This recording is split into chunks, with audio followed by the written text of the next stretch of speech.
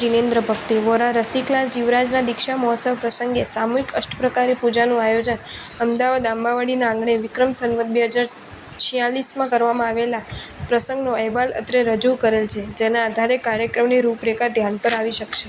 સવારે 9નો સમય થયો અને કાળા ભમ્મર નાગણ જેવા હાઈવે પર દોડતી બધી ગાડીઓ, રિક્ષાઓ, સ્કૂટરો વગેરે આંબાવાડી જિનાલય પાસે થંભી જવા માંડ્યા. રેલવે સ્ટેશન પર એક સાથે 2-4 ટ્રેનો આવે અને આખું સ્ટેશન જેમ માણસોથી ઉભરાઈ જાય તેમ મંદિરનું પ્રાંગણ હજારો નર નારીઓથી ઉભરાઈ ગયું.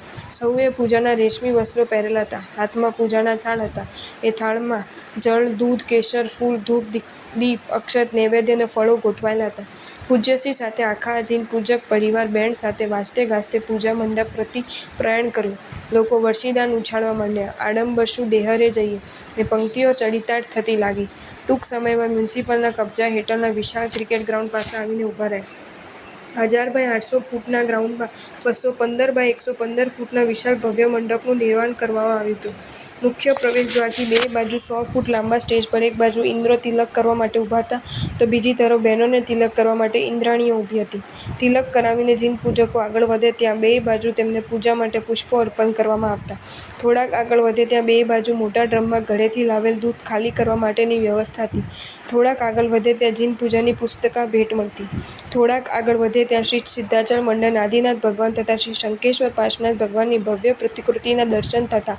હજુ થોડા આગળ વધે ત્યાં 15 બાય 15ના ચંદરવા નીચેના જિનાલયમાં ચતુર્મુખ પરમાત્માના દર્શન થતા. ત્યાં પ્રત્યેક પૂજકો હાથમાં પૂજાના થાળ રાખીને પરિવાર સાથે સમૂહમાં 3 પ્રદક્ષિણા કરતા, દુહા લલકારતા. પછી થોડાક આગળ વધતા ત્યાં મંડપના ભવ્ય દરવાજે 2 દ્વારપાળો ખુલ્લા ભાળા સાથે ચોખો પહેરી ભરી રહેલા નજરો પડતા. મંડપના બારણામાં પ્રવેશ્યા બાદ વિશાળ સમિયાણામાં કુલ 27 જિનાલયો દ્રષ્ટિગોચર થતા. સેન્ટરમાં 20 બાય 115 ફૂટના ગાળામાં મૂલનાયક ભગવાન શ્રી મહાવીર સ્વામી શોભી રહ્યા હતા. એક બાજુએ સિદ્ધાચલ તીર્થ તો બીજી બાજુ ગિરનાર તીર્થની સ્થાપના કરી હતી. કુલ 27 ત્રિગડા પર 27 જીન બિંબો બિરાજ્યા હતા. કાથીના દોરડાથી બાંધેલા 7 ફૂટના ગાળાઓમાં 3 લાઇનમાં જીન પૂજકો ગોઠવાતા જતા હતા. ધવલ વસ્ત્રમાં શોભતા વોલેન્ટિયરો તેમને પ્રેમપૂર્વક આવકારતા અને પાસ મુજબના તીર્થમાં તેમને ગોઠવી દેતા. પરમાત્માના ત્રિગડા પર 3 યુવાનો પ્રક્ષાલ પૂજા આદિની વ્યવસ્થા માટે પૂજા વસ્ત્રોમાં ગોઠવાયા હતા.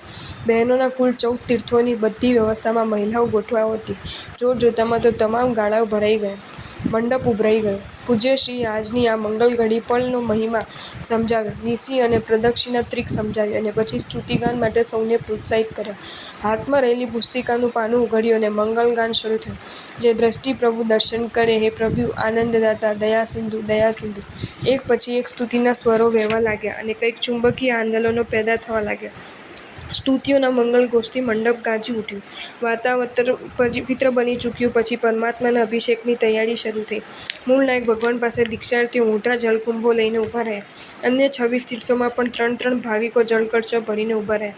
ઇન્દ્રો ચામર લઈને ઊભા રહ્યા. દેવો પંખો લઈને ઊભા રહ્યા. રાસ મંડળ દાંડિયા સજ્જ કરીને ઊભું રહ્યું. પછી એક સાથે નાટ્યસ્યની સ્તુતિ બોલે. તે પછી સ્વસ્તિ સ્વસ્તિ નમોસ્તુતે ભગવતે. ત્યાં જીવ જીવ પ્રભોવાળા અભિષેકના શ્લોક માળકોશ મિશ્રિત ભૈરવી રાગમાં સમૂહમાં ગયા.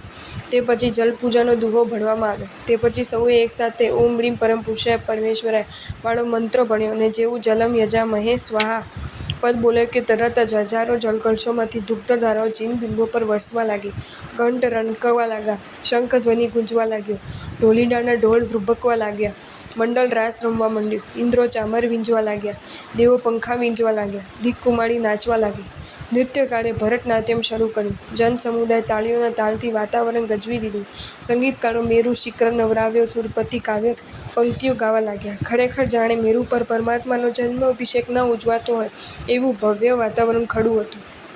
નૃત્યંતી નૃત્યમ મણિપુષ્પવર્ષં સૃજંતી ગાયંતી ચ મંગલાની સ્તોત્રાની ગોત્રાની પઠંતી મંત્રાન કલ્યાણો ભાજોઈ ચિંતભેષેક. શ્લોકની પંક્તિએ પંક્તિ સાચી પડે એવો માહોલ ઊભો થયો. 10-10 હજાર નર નારીઓ જરાય ઉતાવળ કે ધક્કામુક્કી કર્યા વિના વોલેન્ટિયરોના આદેશ મુજબ 3 જણા પોતાના સ્થાનેથી ઉઠતા ગયા. પ્રભુ પાસે પહોંચીને અભિષેક કરતા ગયા અને પાછા પોતાની જગ્યા પર આવીને બેસતા ગયા. માત્ર 15 મિનિટમાં તો 10,000 માણસોએ પ્રક્ષાલનો લાભ મેળવી લીધો.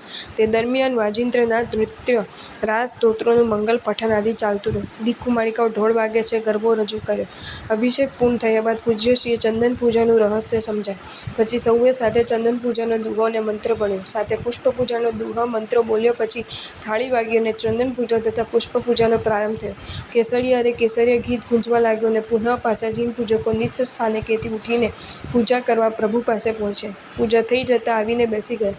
તે દરમિયાન હેલે ચડિયા રે હૈયા હેલે ચડિયા એ ધ્રુવપદ સાથે અષ્ટપ્રકારી પૂજાનો ગરબો દીપકુમારિકાઓએ રજૂ કર્યો. ચંદન પૂજા અને પુષ્પ પૂજા પછી એક થાળની અંદર 2 સુંદર અંગમૂછના પધરાવીને વસ્ત્ર પૂજાનો દુહો તથા મંત્ર બોલાવીને પ્રભુજીને 2 સુંદર વસ્ત્રો ઓઢાડવામાં આવ્યા. ત્યારબાદ પૂજ્યશ્રીએ અષ્ટમંગલનો વિધિ સમજાવ્યો. અક્ષત હાથમાં લઈને અષ્ટમંગલનો દુહો તથા મંત્ર બોલાવવાનો તે અક્ષતથી અષ્ટમંગલનું આલેખન કરવામાં આવ્યું. પછી પ્રભુજીને દર્પણ દર્શાવવામાં આવ્યું તથા ચામર વીંજાવવામાં આવ્યા. તે પછી ધૂપ પૂજાનો દુહો અને મંત્ર બોલાયા. સૌએ સ્થાન પર બેઠા બેઠા ધૂપ પ્રગટાવ્યો અને પરમાત્માની સામે ઉખેડ્યું. ક્ષણવારમાં તો આખો મંડપ સુગંધી ધૂમ ઘટાઓથી છવાઈ ગયો. માઇક પર અમે ધૂપની પૂજા કરીએ રે ઓ મનમાન્યા મોહજી ગીત રજૂ થયું. તે પછી દીપક પૂજાનો દુહો અને મંત્ર બોલાયા. હજારો દીવડાઓ ઝળહળી ઉઠ્યા. શુદ્ધ ઘીની મીઠી મહેકથી વાતાવરણ મહેકવા લાગ્યું. ત્યારબાદ અક્ષત પૂજાનો દુહો અને મંત્ર બોલાયા અને સૌએ પોતાની થાળીમાં સ્વસ્તિક આલેખ્યા.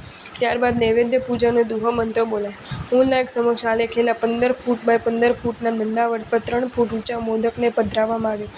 સાથે 4 પ્રકારના આહારના થાળ પણ ચડાવવામાં આવ્યા. જેમાં પ્રથમ અશન નામના થાળમાં કુલ 30 પ્રકારની રસોઈ મૂકવામાં આવી હતી. બીજા પાન નામના થાળમાં 12 પ્રકારના જુદા જુદા તાજા શરબત મૂકવામાં આવ્યા હતા. ખાદીમમ નામના ત્રીજા થાળમાં 5 પ્રકારનો સૂકો મેવા મૂકવામાં આવ્યો હતો. ચોથા સ્વાદીમમ નામના થાળમાં કુલ 8 પ્રકારના મુખવાસ મૂકવામાં આવ્યો હતો. નૈવેદ્ય પૂજા પૂર્ણ થયા બાદ ફલ પૂજાનો દુહો મંત્ર બોલાયા બાદ ફલોના થાળ સિદ્ધશિલા પર ચડાવવામાં આવ્યા હતા. જીન પૂજકોએ બેઠા બેઠા થાળીમાં જ નૈવેદ્ય તથા ફળ પૂજા કરી હતી. આમ દ્રવ્ય પૂજા પૂર્ણ થયા બાદ ભાવ પૂજા રૂપે સમૂહ ચૈત્યવંદનનો પ્રારંભ થયો હતો. આજ મારા પ્રભુજી સામું જોને સેવક કહીને બોલાવો રે. સ્તવનની કડી પર સૌ પ્રભુ સાથે એકાકાર બની ગયા હતા. દેહ સ્થળ કાળ અને કાયાનું ભાન ભૂલી ગયા હતા. 30 મિનિટ સુધી પ્રભુને સામે જોવડાવવા માટે ભારે મણામણું ચાલ્યું હતું.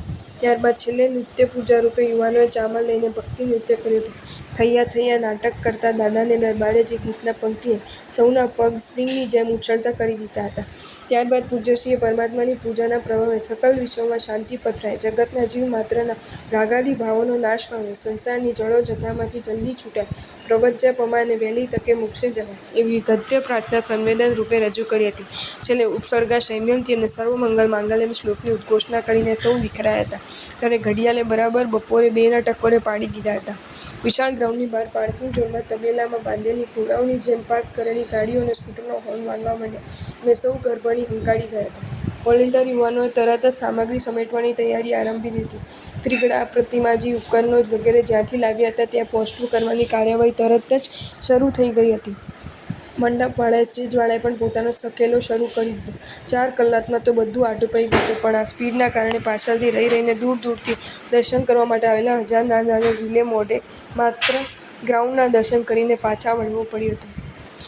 અષ્ટપ્રકારની પૂજા સાથે સાથે 10,000 ભાવિકો ઘરેથી દૂધ લાવેલા તેનાથી મોટા 2 ડ્રમ ચિક્કાર ભરાઈ ગયા હતા.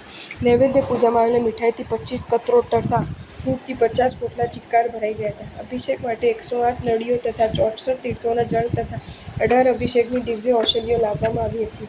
ગ્રાઉન્ડમાં વાહનોનો ઘસારો અટકાવવા માટે 6 સિક્યોરિટી ગાર્ડ રોકવામાં આવ્યા હતા. અમદાવાદના સમગ્ર વિસ્તારોમાંથી ભાવિકો હોશભેર પૂજા વસ્ત્રોમાં સામગ્રી સહ પધાર્યા હતા. આ પ્રસંગે જીવદયા તથા અનુકંપાનો ₹26,000 જેટલો ફાળો થયો હતો. 1 સપ્તાહ સુધી પાસ વિતરણ થયું હોવા છતાંય છેલ્લે દિવસે પ્રોગ્રામ પૂર્વે 1700 પાસ ઇસ્યુ કરવા પડ્યા હતા. સવારે 9થી બપોરના 2 સુધી પૂજામાં જોડાયેલા ભાવિકોને આ પ્રોગ્રામથી એટલા બધા ધન્યધાન્ય થયા હતા કે દિવસો સુધી અમદાવાદની પોળોમાં તથા સોસાયટીમાં વિશિષ્ટ કાર્યક્રમની ચર્ચાઓ ચાલુ રહી હતી. પ્રોગ્રામમાં નહીં આવી શકનાર એક ભાવિકે ફરી આવો પ્રોગ્રામ પોતાના ખર્ચે યોજવાની વિનંતી કરી હતી. વોલન્ટિયરની વ્યવસ્થા એટલી સજ્જડ હતી કે ક્યાંય કોઈને કશી તકલીફ પડી ન હતી. એક ભાઈ પૂજા વિધિ માટે 30 ગ્રામ કેસર લાવ્યા હતા, જે લસોટીને કેસર પૂજામાં ઉપયોગ કર્યો હતો. એક ભાઈએ એક મોટી અત્તરની બોટલ અભિષેક જળમાં ખાલી કરી દીધી હતી. આ કાર્યક્રમમાં કુલ 200 કળશ, 100 થાળી, 100 ટેબલ, 50 પાટો, 27 કથરોટો, 27 વાડકા, 6,000 ફૂટ દોરડા, 3 સ્ટેજ, 1 પરબ, 1 ઇન્ક્વાયરી ઓફિસ આદિનો ઉપયોગ કરવામાં આવ્યો હતો. વિવિધ સમિતિઓ સંચાલન, મંગલદળ, નૃત્યકર, કલશ, ત્રિગણા, સંગીત, રાસ, નૈવેદ્યના થાળ, વોલેન્ટિયર, સ્નાન, પ્રિન્ટિંગ, પ્રતિમાજી, પ્રેસનોટ, શયન, વાસણ, પાસ ચેકિંગ, નંદાવર, તિલક, ડ્રેસ ડે, સૌધર્મ, ઇન્દ્ર, દ્વારપાલ અને પૂજા સામગ્રી. છેવટે મિની શ્રાવક તો બનો.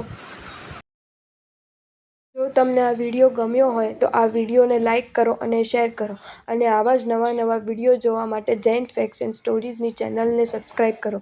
ધન્યવાદ.